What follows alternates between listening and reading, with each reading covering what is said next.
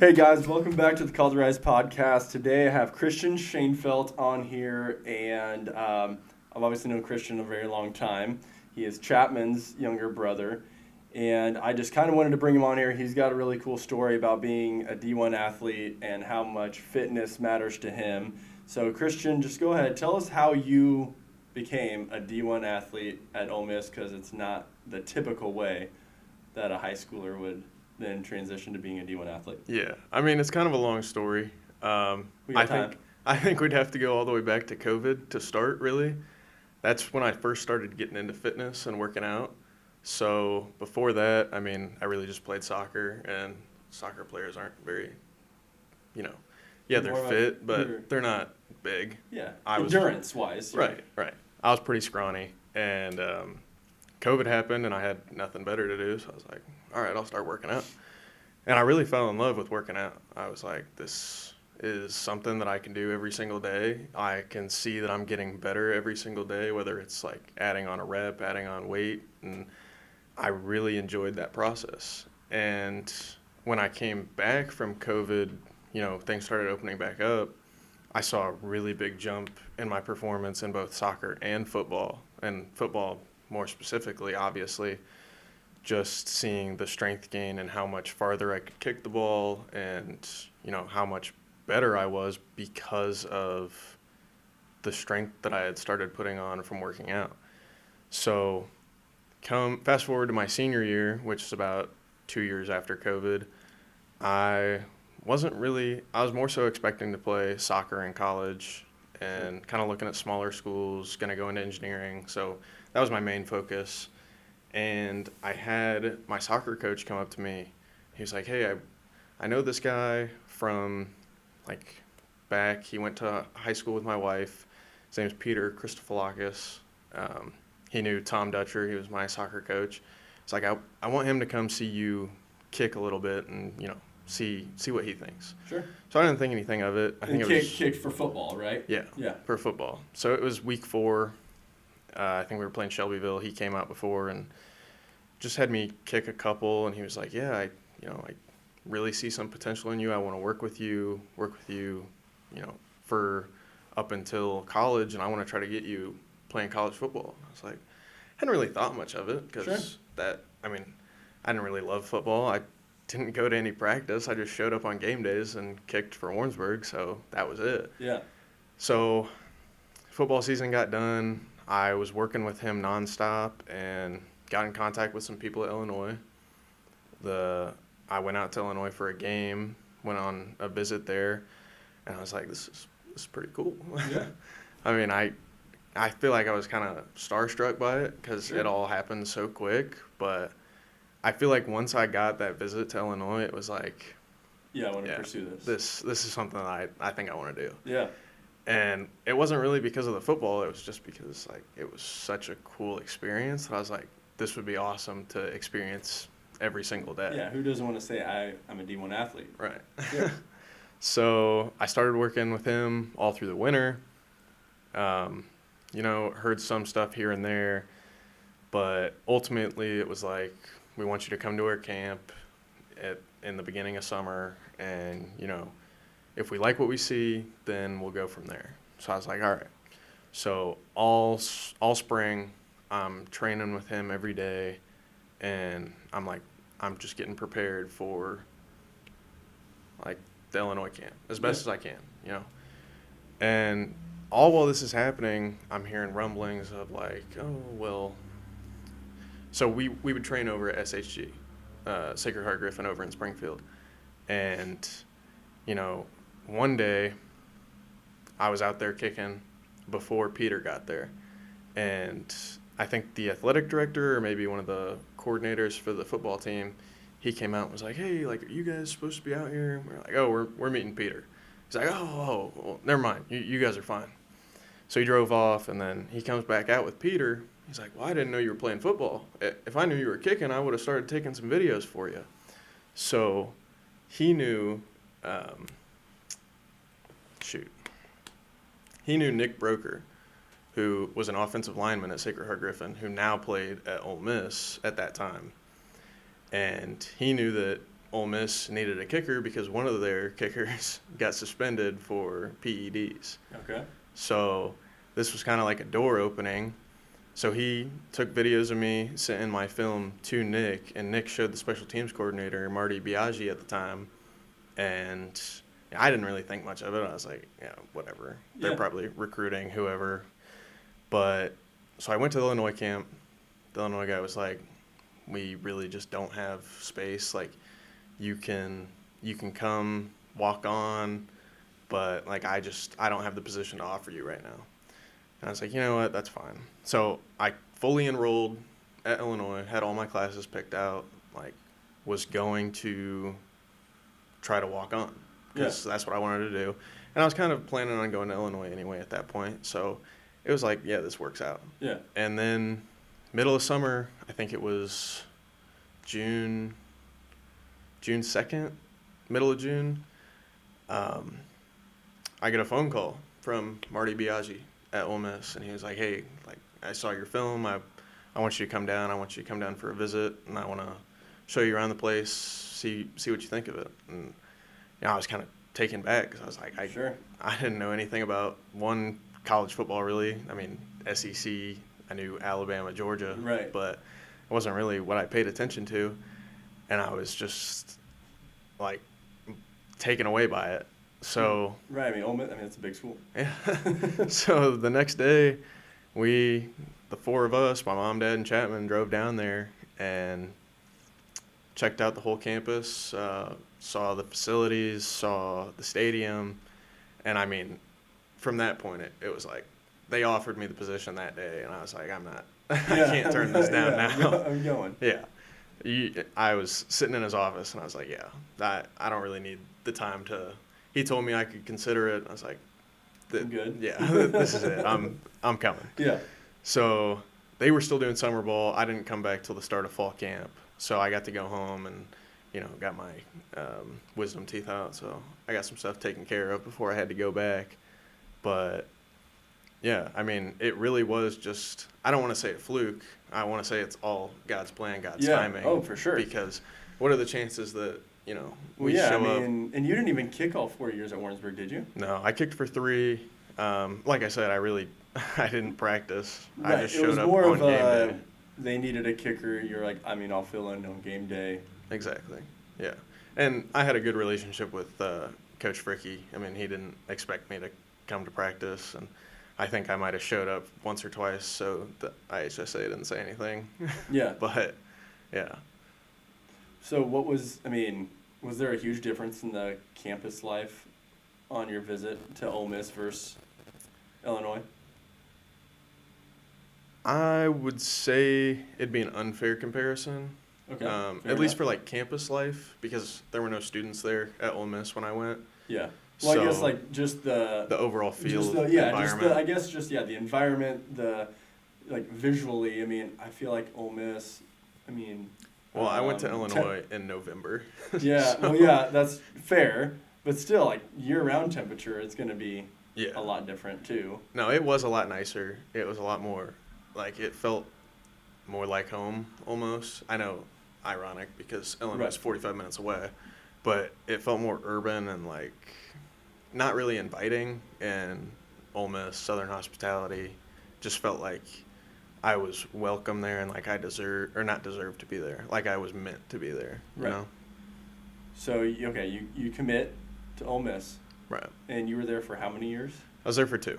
2. So did you ever get a legit opportunity to kick in a game or kick in, because I know you got offered the position. Right. You went, and then I assume there was still a competition. So, right. My freshman year, they had a 5th-year transfer from Charlotte. His name was Jonathan Cruz. And, the kid was automatic. Mm-hmm. He didn't have a huge leg, but he was almost perfect in his seasons prior. And even when I was at Ole Miss, he was automatic. So I kind of knew that, first year, I'm going to develop and see what happens. And, that's fine. And then at the end of my freshman year, obviously, he graduated, so he was going off. and we bring in another fifth-year transfer, Caden Davis from Texas A&M. Huge leg, super consistent, like really good kicker. And then also that year, I ended up tearing my hamstring. So I'm kind of sitting there in spring ball or winter workouts, and I'm super defeated. I'm like, there's no chance that and also the kid that got suspended is coming back. So now there's two kids in front of me, and then there's me. And I'm sitting there, and I'm like, I really don't have a chance at this. I just tore my hamstring. Our special teams coach, Marty Biaggi, leaves, goes to Notre Dame. So we have a new special teams coordinator, new special teams assistant, two kickers in front of me, and I'm out with the torn hamstring. I'm like, I'm probably going to get cut. Like, I'm not expecting to be around come end of spring. And I think when end of spring did come, I was, obviously relieved, but I had a little bit of newfound faith in, like, my ability and what he saw in me, not just what Biaggi saw in me, but what my new coach, my new coach Schoonover saw in me. And it was kind of a drive to push harder and keep going. But come my sophomore year, I fell into, the only way to put it is I fell into like a pretty deep depression when it revolved around football and school and just everything that I was dealing with at the time. And football wasn't fun anymore. What made it not fun? I don't know. Every day it felt like I was walking into the most stress-filled place on the planet. Like, it wasn't like I was going out there and that rush of being at the Illinois game was completely gone. Yeah. It was like every time I stepped out on the football field, so much anxiety and so much dread came over me. And if I knew that I had to kick at practice, I was like, every single thought in my head was, I'm going to miss, I'm going to do bad. And, we had sports psychologists. I would go to her all the time, and it was like, I can't I can't get over this. Like, every single thought in my head was, I'm going to do bad, I'm going to do terrible. And, like, I could not get over that. I think it's super common, honestly, for, not just college kids to go through that, but just, I've definitely had those similar type thoughts, like in business, how am I going to make this work? Or, I don't think I'm going to be able to make this happen, or, my goals are just too far out of reach, or whatever. And then we fall into this rut, but what kind of got you out of it? You said you talked to a psychologist, but obviously that wasn't doing it for you. Right. What did you kind of lean into to eventually get yourself out of it? What really got me out of it was going back to church. Yeah. It was going to church. It was going to youth group, being a part of the service team. Like, all of that really saved me.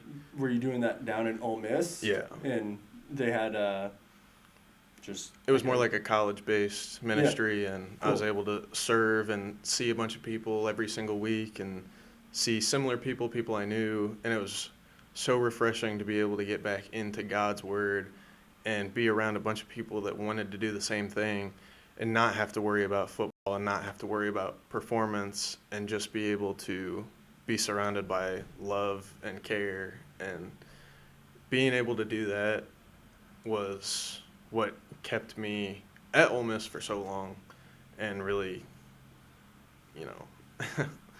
I guess just around. Yeah, no, I think there's just a huge difference, and I can speak for this for myself because, realistically, if I'm being honest, probably the last 7 or 8 years, I really leaned into my faith, and that was definitely something that, growing up was very surface level for me. But when you make the decision as an adult that you want to go to church, you want to get into God's Word, you want to lean into that, as opposed to, I'm going to church on Sunday with my parents because that's what we do. I think there's a huge difference. Definitely. In the what you're looking for. Because I don't think necessarily, at least speaking for myself, and it sounds like for you too, probably when you were going to church just at home, you weren't looking for anything. It was just, that's what we do on Sundays. Right. as opposed to you probably felt lost. Like, I mean, I know that's how I felt. I felt lost. I didn't know. I was like, all I know is I can't do it by myself. I don't know what I need to do. And luckily, that's where I leaned into as well, was church and God's word and my faith, as opposed to, I mean, if we're being honest, plenty of people take a left turn instead and go right to, well, alcohol or drugs or something like that will numb my pain. Right. But it doesn't deal with it. Yeah. Like diving into God's word and serving, things like that. I mean, I think that's very underrated. People that don't serve, I just feel like they're missing out on a lot. Definitely. And that could even be, like when, working out with somebody that they don't fully get, certain things or whatever, but it's a way of serving them to actually like help them through a workout and things like that, which is something I know you're passionate about doing, is working out. Yeah. So Ole Miss, then you ended up transferring, right? Right. So actually, the reason that I ended up transferring, one, was because of school, mechanical engineering. I could not maintain doing engineering and playing Division I football. It was kind of, at that point, at the end of my sophomore year, it was like I had to make a choice. And I was actually at church one day, and the pastor was giving a sermon on, if you're at this point in your life where you feel like you're kind of on the edge, like this is your sign that you need to go. And I don't think you can ask for much clearer of a sign. Yeah, it's amazing how when you're looking for answers, all of a sudden either a song or a sermon or you're reading something, and it's definitely God trying to speak to you and make something click in your head. Exactly. And at that point, I was kind of like, all right, well, maybe I still need to play football. So I entered the transfer portal, and I started to have conversations with Georgia Tech, which for engineering would have been a huge thing for me, and I was super excited about it. I had conversations with their analyst, their special teams coordinator. We had talked about me coming down to Atlanta to go visit, and then all of a sudden I got completely ghosted by Georgia Tech. Just no reason. No response, nothing. And, even my special teams coordinator, Ole Miss, he was like, hey, how you doing? Like, how are things going with Georgia Tech? And I was like, they haven't spoke to me in 3 weeks now. And, he reached out, and he said that, they ended up recruiting another kid. So at that point, I was like, I don't think I really want to deal with football anymore. I think I'm just going to focus on school and doing my own thing. So my plan was to get as far away from college football as I could. So picking a school that was good at engineering and sucked at college football was my plan. So I went to Arizona State, and they ended up making the college football playoff, which, Yep. tends to be how things go.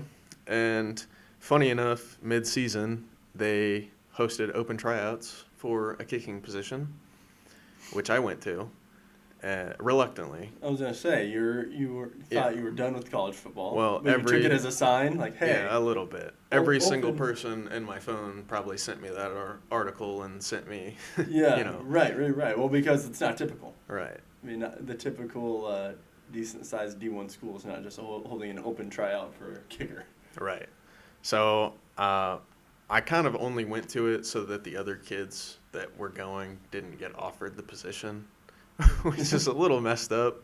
But that was kind of my only motivating factor in it, was I just saw other kids that were like super into it and wanted to be on the team. And I was like, well, I'll show them what a real D1 athlete is, real D1 kicker is. After the tryout, did anybody go on to join the team from that tryout? No, I don't think so.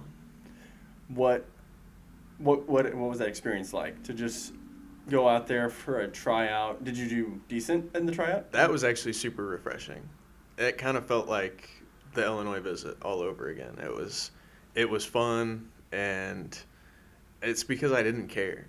Yeah. I didn't care how I did. I didn't care the outcome of it. So did you kick well? I kicked really well. Yeah. Yeah, I did. What is the longest kick you've made, in a practice? In practice, about 63 yards. 63 yards. That's a bomb. But I mean, in NFL standards, that's everyone's kicking that. So Well, for the most part. I mean, not everyone's Brandon Aubrey, though, and kicking Sure. them automatically. But that's the thing. He had the soccer story. yeah. I mean he never even played I really don't think it's a hard thing to pick up. D1 ball. I mean, it's a hard thing to consistently be good at, I think. I would agree with that part. But I mean, I know I could practice all I wanted to, and I'm not making any field goals consistently past 35 yards probably ever. I think you could make a 45-yard field goal. Yeah, if you train for like a month. If I get 10 tries, maybe one.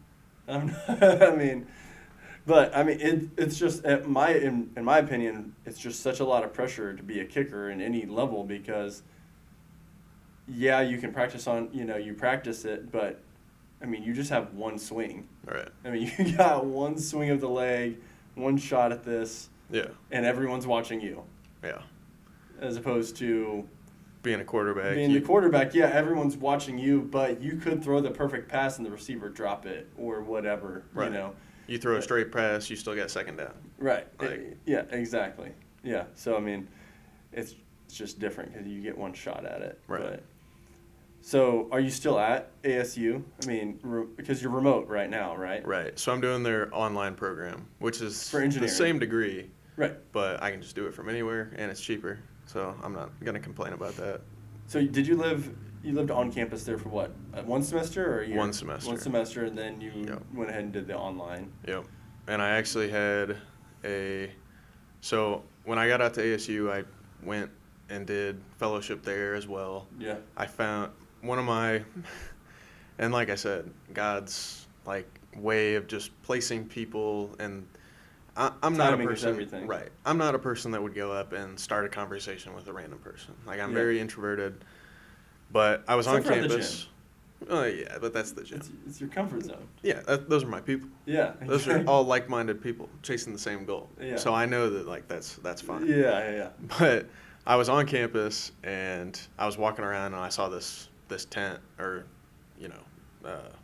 the station for this church, and I was like, well, I don't have one out here. Let me go up and talk to this guy. Talked to a kid named Tyler. He was a D2 football player at the Colorado School of Mines, which was a school that I was looking at to play soccer. He ended up transferring. He was a mechanical engineer, semester older than me. Had a really big, was facing the same struggles that I was in terms of why he came to faith and, what he was constantly battling. And we were just two of almost identical people in the position that we were, position that we were before, what our struggles were, and of all the people that I chose to go up to and talk to, I found someone that was relate to you. Yeah, almost identical to me. And, it was like instantly, I was like, all right, I need to start going to church. I need to start hanging out with this guy. And, we would work out, like you were saying, it's a way of spreading faith, and we would work out together. And it's a way of kind of connecting with someone. You can have a conversation to get to know somebody. Oh, yeah. While doing a workout, and I feel like it's totally different than just going and getting a coffee or going to lunch or something, because you're working your ass off together, and that in itself is more rare. Everybody eats lunch, but to go push yourselves in a workout together to get to know each other, I mean, I think you automatically start getting more of a connection from Definitely. That. Yeah, you wouldn't hear me grunting at coffee. That's true. But we started working out, and then we would slowly have other kids that were at our church join in with us, and all facing similar battles and struggles. And slowly but surely, we were building up this huge group of people that were all trying to better ourselves, both physically, mentally, and in worship with God. And it was probably the only thing that saved me from where I was at Arizona State, because when I left Ole Miss, I carried a lot of grief and, like I talked about, the depression. And was it like a self-doubt, or what was now that you can look back on it, what was the root of? I would probably have to say self-doubt, yeah. You could ask anyone that I've talked to in my family. you they'll tell you that if there's one person that speaks poorly about myself, it's myself. And I couldn't get away from that. And then being out in Arizona by myself, I had no one to talk to about that. And ultimately, I ended up dropping out. I mean, it was medical, so I got my money back. So I'm not really too upset about that, about admitting that. But, I got diagnosed with severe depression, and, I was on a ton of different medication for it, and I feel like all that just came with me from Ole Miss because of all the pressure that I put myself through with Right. football. And Right. I mean, that's a lot of pressure. D1 athlete, and you're competing against guys that are transferring in because it's so much different now than it was 10 years ago at the transfer portal. I mean, Right. there's no sitting out a year. I mean, at any point, somebody could transfer in. Yeah, and that's how most kickers are. You go to a group of 5, you kick for 3-4 years, and then you transfer to a big school. And, as me, who was at the big school to begin with, I probably wouldn't have seen the field until maybe my 5th year if I stayed that long. So, Yeah. What was the point?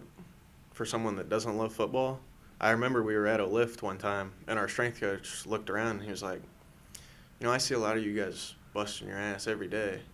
Like, if you don't want to be here, what are you doing? Why are you here? I was kind of sitting in the weight room. I was like, why why am I here, So I feel like that all kind of just followed me. And like I said, being on my own, not being able to sort of communicate that kind of just put me in a really bad place. And ultimately what led me to coming back here. And, I've never been doing better now, but being able to find faith and find people that would help me through it. I mean, as bad as it is to say, I really don't think I'd be here if I didn't have that. Yeah. So. No, I mean, that's part of your story, and I think that's what's powerful about it is that, I mean, a lot of people would even lose the love for lifting and fitness Oh, yeah. during that because that was tied to all that pressure you were putting on yourself and a bunch of negativity. I feel like that was the one thing I had. Yeah. The one thing in every day that I had was working out. I could be having the most horrible day ever, but I knew that once I stepped in the gym, it was like, all right, this is my time.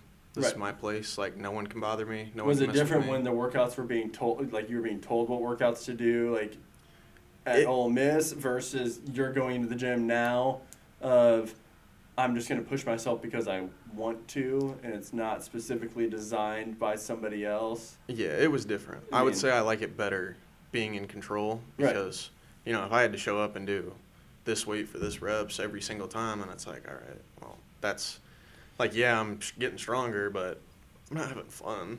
Right. And I missed that for 2 whole years. Right. And I feel like that might have been part of the reason, too. It was like, I can't work out for fun. Every workout is, like, micromanaged, and you're being told what to do. Right. And Right. the only good aspect of it was I was competing against people that were similar strength and size to me. So, yeah, I was pushing myself the most that I've ever pushed myself, but it wasn't fun anymore. Right. Which, I mean, for anything, especially if it's a big commitment, you want it to be fun. Yeah. For me, business stuff is fun. Yeah. Even though it kicks my ass a lot of the times, it's still fun to me. I still love doing it. And if you didn't love it, Then, you'd have a horrible time. Right. You'd then be why getting would your I ass do it? kicked. Yeah. Then what's the fun in getting your ass kicked and not enjoying it? Exactly. And it's a mental shift for some people because a lot of people don't understand that you have to enjoy getting your ass kicked. Yeah. To be successful. Yeah. If you want the body you want, or the business you want, or the relationships you want, or the faith you want, you're going to have to get uncomfortable. Yeah, you have to take risks and you have to fail. Yeah. If you don't, you're never going to grow. Yeah. Yeah, exactly. You have to fail to grow. Yeah. That's in all facets of life. That's not just certain things. So what would be some things that you would tell somebody that is battling a similar type depression that you went through? What are some things, some advice, I guess, or obviously leaning into Jesus was huge for you. Yeah. So that's definitely something you would definitely push somebody towards. But what are some other things, that you would maybe... I mean, I definitely feel like the gym was the main thing that kept Yeah. me going. Trying to find people in the gym that you could talk to and be a community with. Yeah. I mean, you almost need that, especially when you're feeling so isolated and alone. Like, there would be days if I didn't have class where I wouldn't go to the football game. I wouldn't go, out on the weekends. It wasn't like I was partying and drinking all the time. I would just sit in my room and I wouldn't even have the TV on sometimes. I would just be sitting in my room with nothing going on because I didn't want to be around people. And it was like when I was at the gym, that was just gone. Yeah. Like my headspace was clear.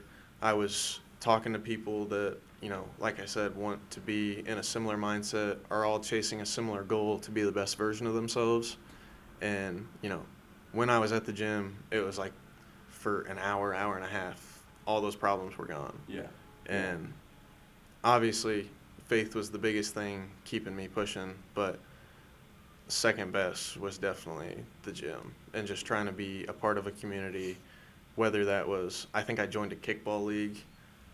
I don't play kickball, but, Right. I just wanted to be You can around kick, people. though. Yeah, but I just wanted to be around people that, weren't trying to talk to me about my feelings, but were just trying to enjoy being around everybody. And I think that's great advice to give somebody. Search for a group of people in a positive way, because like the old saying of you are most like the 5 people that you hang around with the most. Right.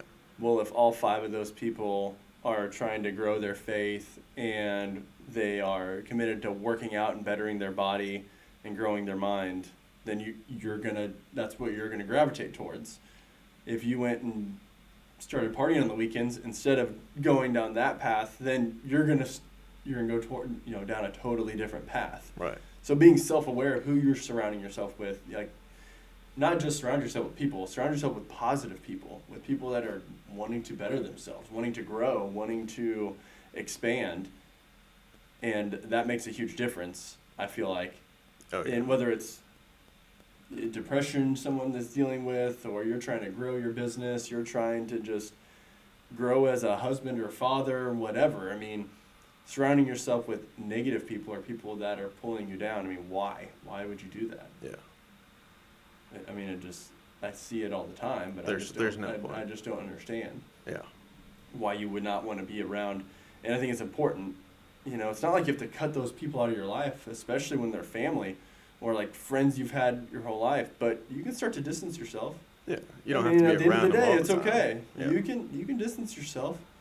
You can graduate to a higher level of people that you want to be around, and it not be you being rude or anything like that. Obviously you still have to be humble, Right.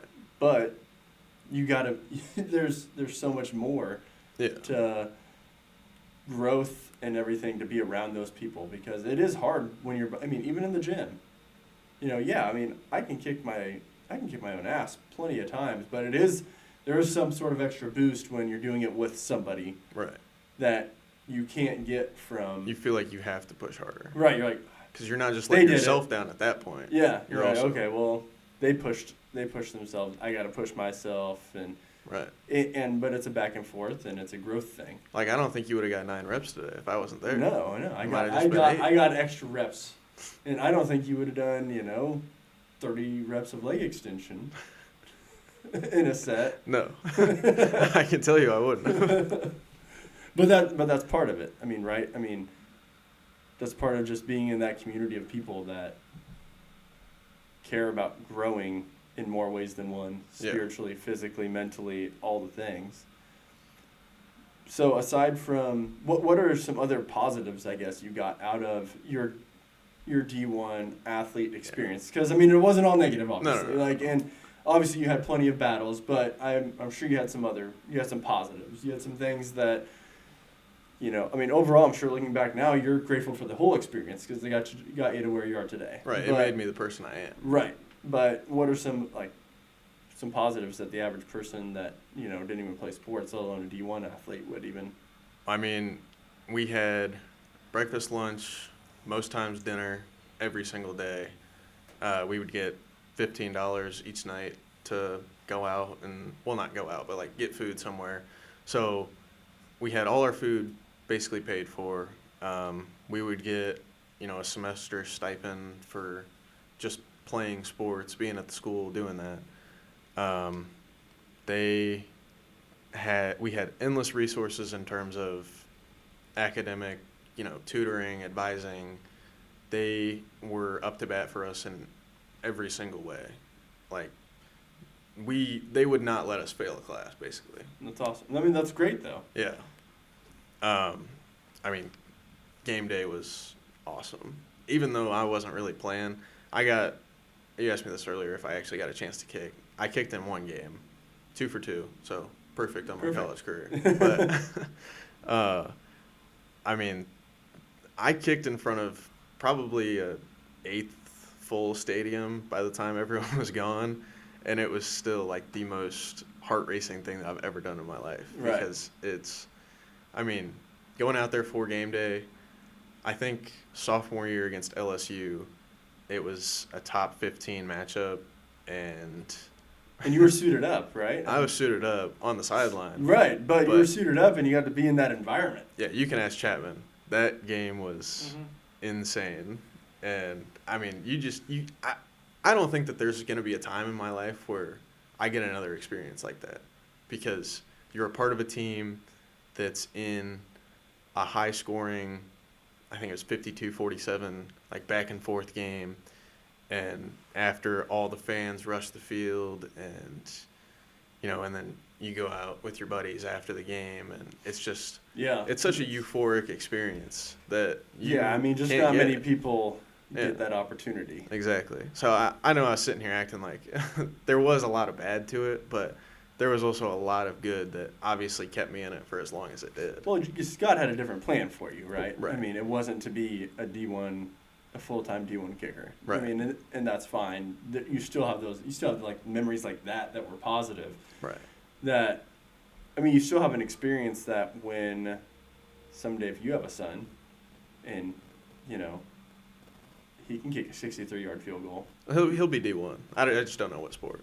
Right, exactly. But you can give him guidance and perspective that you couldn't get from somebody around here. Right. Yeah. It also introduced me to some of the best friends that I've met in my life. My best friend, Davin Widener, I showed up for the first day of fall camp, and he was my roommate, and we ended up being like almost inseparable. And then my long snapper, Carter Short, he's still there.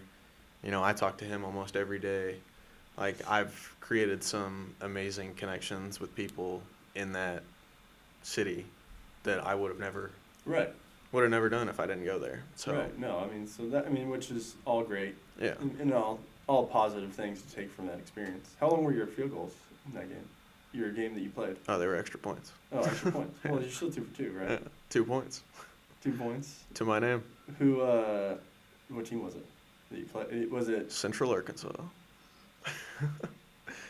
But Carter was my long snapper, and I think our punter Fraser was our holder. So perfect snapper for told, perfect kick. Never missed. In game, never missed. Do you ever kick anymore? No, no. I think I'd tear my groin and hamstring, or groin and quad if I started kicking right now. I think I still got it, but I do some coaching here and there. If anyone wants to, work with me, anyone got a kid, but yeah, I can still kick. Obviously, I don't think it's something that you lose, but just being hyper focused on it every single day was right. You get so in your head mentally. Sure. Yeah. So you're going to be graduating, what, next year? Yeah. So May of 27. May of 27. Yep. Engineering. Any other interests besides just fitness and engineering? Not really. It's kind of all I do. Nothing wrong with that. There is nothing wrong with it. I work out usually in the morning, go home, study. I got finals coming up next week, so been studying a lot. And then other than that, I just try to spend it with either family or friends. But Yeah, no, it's just crazy to think. Just a couple years ago you would have been at Ole Miss, and now you're back around here for now, but going to be finishing up that degree. And I just think that there's a lot of, especially nowadays with the transfer portal and the way it all works, how you can just transfer instantly and all this stuff. It's just, I feel like there's just some sort of whirlwind, for a lot of, especially athletes in college, yeah, that doesn't really get talked about very much as far as from the athlete and the student perspective. It's more of a, administrative. We hear all about the administrative side of, right. It's very demoralizing as an athlete because you can try as hard as you want, and then if they just transfer someone else in, then right. What are you supposed to do? Right. You're supposed to go somewhere else. You really can't. If you are just wanting to play football, then I think the transfer portal is great because you can go anywhere where you know that you can step on the field and start playing. Right. But if you have, like, I wanted to go to an engineering school, and like when I got in the portal, a lot of schools started talking to me, hitting me up, but they didn't have good engineering programs. Yeah, you want an engineering program, which is not going to be your small D1 schools. Right. You could have probably went to a Central Arkansas. Right. And started as I the remember kicker. Georgia Southern reached out to me, Buffalo reached out to me, I think UTSA reached out to me, and not bad programs at all. But no. If football was your focus. Exactly, but they didn't have good engineering programs, so I was like, I have no interest in. Yeah. And I told them that, and that's just as harsh as they can be. Players can be the same way. Right. So, it's not all bad, but I definitely don't think that it's helped college sports Sure. as a whole. Sure.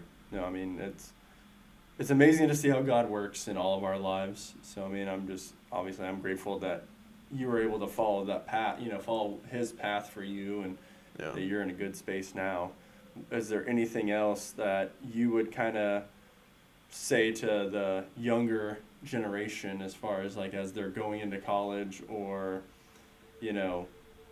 why you made some of the decisions you did as far as you didn't party a ton, Right. you tried to stay more focused on lifting and sports and taking care of yourself? Yeah. Well, one thing that I got told kind of when the whole kicking thing at ASU happened was that I was a very lucky person. And I don't agree with that. I think that luck comes from how hard you work and the work that you put in. And the harder you work, the luckier you get, or the luckier people say you get. Yeah. That's how I got the whole opportunity to kick in the first place. Right. I worked my ass off every day. Yeah. I was driving 45 minutes every other day to go work with somebody to chase a dream that I didn't even think was going to happen. Right. But I was still putting in the effort in hopes that it would. Yeah. And, you can call it luck, but I still worked my ass off to get there. Yeah. So, if you put in the effort to do what you want to do, I'm not saying it's guaranteed to happen, but you have definitely a better chance than someone who's not working every day. And you're going to learn lessons along the way. Even if you don't ever get to kick against LSU. Yeah. The lessons you learned, and mentally and physically, and where it led to you for what led you spiritually. Yeah. I'm so much better of a person now than I was when I went to college, even after my first year at Ole Miss. Right. Even though I worked my butt off that whole time, I didn't get the opportunity to kick, but I'm so much better now than I was then. Yeah. And if I didn't work that hard, I'd probably be the same person. Yeah, and it comes down to, you're not trying to put words in your mouth, but all the times that I can think of that it was really hard for me, or I battled with myself, I wouldn't trade them for anything now, and I'm grateful for those experiences, because not only does it make me who I am today, but I have that knowledge and those experiences to hopefully help somebody else, when they face a similar challenge. Yeah. Perfect. Well, thanks a lot, Christian. I appreciate you coming on. Thank you.